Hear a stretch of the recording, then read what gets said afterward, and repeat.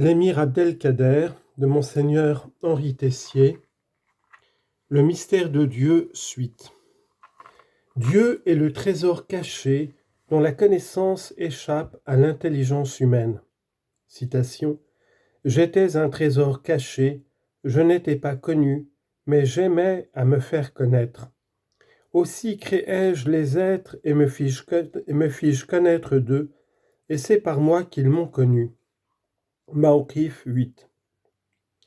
Ce trésor caché dépasse chaque intelligence humaine particulière et chacune des cultures religieuses, d'où la diversité des approches de Dieu dans la diversité des traditions religieuses ou des expériences spirituelles. Citation. Chaque groupe d'adorateurs cherche à enfermer la réalité absolue dans sa propre doctrine en niant que Dieu puisse s'épiphaniser, tajalli, ou se manifester autrement que selon la conception qu'ils s'en font. C'est la raison pour laquelle tu les verras souvent, après avoir rendu des années durant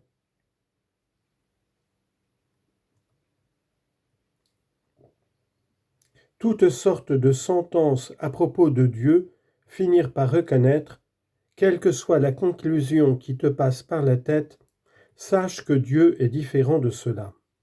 Fin de citation. Toute religion adore Dieu, mais chacune à sa manière. Les positions qui précèdent conduisent l'émir à porter un regard extrêmement ouvert sur la diversité des traditions religieuses. Il écrit en commençant par une citation du Coran, sourate 3, verset 62, « Il n'y a pas de divinité en dehors de Dieu, même si ces manifestations sont de différents genres. En effet, la divinité se manifeste aux disciples de Muhammad de façon absolument indépendante de quelque forme que ce soit. Elle se manifeste aux chrétiens de façon conditionnée dans le Messie et dans les moines. Elle se manifeste aux juifs dans Al-Ozaïr et chez les rabbins. Elle se manifeste aux Mazdéens dans le feu et aux dualistes dans la lumière et les ténèbres. Par conséquent, le but de l'adoration est unique chez tous ceux qui l'adorent. Fin de citation. La relation au mystère de l'homme. L'homme assume la lieutenance de Dieu sur la terre. L'émir sur ce thème part du verset bien connu du Coran dans lequel Dieu confie à l'homme la gérance du monde. Le Coran dit « Nous avons présenté ce dépôt aux cieux, à la terre et aux montagnes, qui refusèrent de s'en charger. Seul l'homme l'accepta. » Sourate 33, verset 72. Et l'émir commente « Le dépôt dont il est question n'est autre que la lieutenance divine. » Ce lieutenant était Adam, ou tout au moins ce qu'il symbolise, c'est-à-dire la capacité à se revêtir des attributs divins. Il était donc la divinité sous forme humaine, sans qu'il y ait la moindre idée de fusion, d'union ni de confusion, autant de doctrines que je refuse totalement. Fin de citation. Le pardon divin universel. Dans l'éternité, la miséricorde de Dieu pourrait donner son pardon à tout être humain. L'émir le dit en faisant référence à différents auteurs de la tradition, y compris à Ibn Taymiyyah. Citation. « Sache donc qu'en définitive, les pécheurs de cette communauté obtiendront le pardon et la félicité tant convoitée et parviendront au but final. Sans doute, nombre d'entre eux ont encore besoin d'une purification finale et d'un passage douloureux. Mais cela n'enlève rien à la rémission qui leur sera finalement consentie. Il est même possible que cette victoire, dont l'issue est un pardon général, soit à entendre dans un sens plus général et qu'elle ait une portée universelle. » Fin de citation. Et il ajoute donc, élargissant son point de vue, citation, « Certaines traditions prophétiques tendent à indiquer qu'en dernier ressort, toutes les créatures seront sauvées par le feu. » Fin de citation. Il est vrai toutefois qu'en un autre passage des Mawaqif, l'émir semble changer de position sur cette question et déclare qu'il ne peut se prononcer. Citation. Après tout, j'ignore ce qui adviendra, car Dieu ne nous a transmis aucun texte qui puisse élucider cette question. » Fin de citation. Dieu est la réalité intérieure de tout être. Réflexion soufie sur le Wahdat el-Wujud.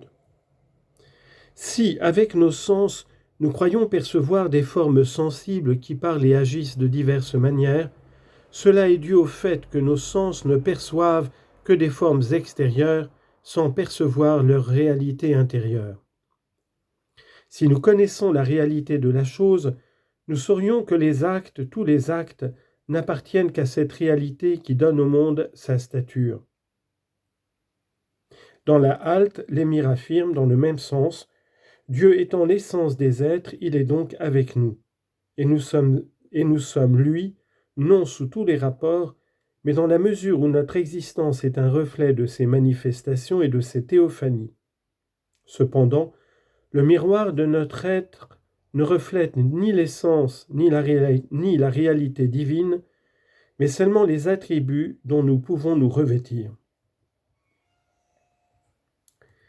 La prédestination. On n'a pas à demander à Dieu de compte au sujet de ce qu'il fait. Coran 21, verset 23. On connaît les débats sur la prédestination des grandes écoles théologiques de l'islam au premier siècle de son histoire. Mu'tazilites, Jabarites, Ash'arites, etc. L'émir propose la lecture suivante de cette question. Citation. « Dieu ne décide pour l'être créé placé sous sa juridiction que ce qu'exige la nature intime de celui-ci, si bien que les décisions de Dieu à son endroit ne sont rien d'autre que les décisions de la créature elle-même. » Et encore, nous venons d'exposer là un des principes qui président au secret de la prédestination. Consolation et désolation dans la vie spirituelle. L'émir a connu toutes les étapes de la vie spirituelle, particulièrement lorsqu'il est parti pour presque 2 ans se recueillir sur les lieux fondateurs de la tradition musulmane à la Mecque et à Médine. Il nous fait confidence à plusieurs reprises de ses expériences spirituelles. Par exemple, dans ce texte, Dieu a dit « C'est lui qui fait rire et qui fait pleurer ». Coran 53, verset 43. Citation. « Tandis que je m'orientais pour évoquer Dieu dans ma retraite, il me ravit hors du monde et de moi-même, et j'entendis quelqu'un dire « Dieu ne nous fait rire et pleurer en ce monde que pour nous sourire dans le monde ultime. » Lorsque je revins à moi, je sus que c'était une consolation et une bonne nouvelle. Les états spirituels de celui qui suit la voie en marche vers Dieu changent continuellement de teinte, parfois la désolation, parfois la consolation, parfois le rire, parfois les pleurs.